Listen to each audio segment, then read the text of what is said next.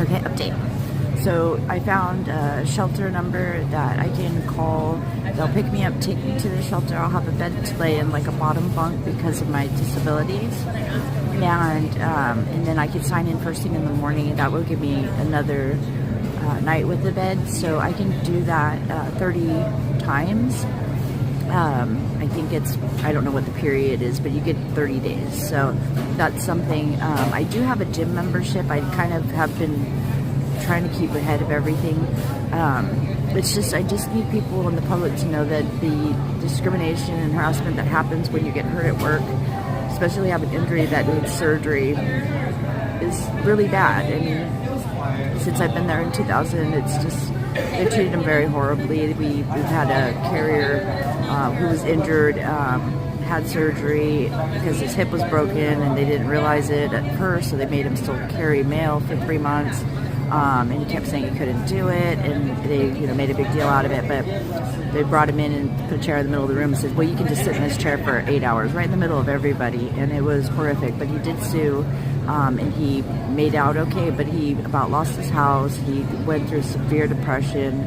The man was very Christian, just a wonderful guy, and he did end up retiring. But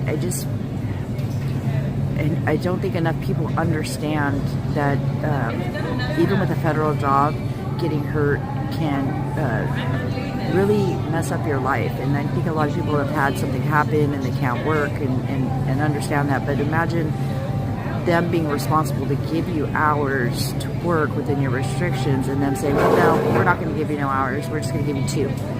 We're going to give you 3.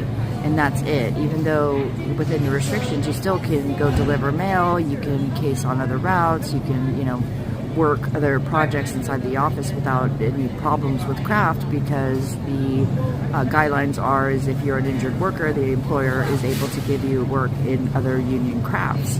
So they're just an absolute refusal to allow me to earn a paycheck every week or every 2 weeks. So that I'll quit. I mean, they've been trying to get me to quit. And, I wish that I had it all on there, what was said to me, but it was hurtful. And to know that I'm only staying here and not like staying with my son 50 miles away is because of a vehicle. And if I could get my back pay, I could actually go buy a vehicle, because I'm owed $9,000 of workman's comp pay, which is the supplemental on top of the hours that I work. They deduct those hours, they give me 60% of my pay.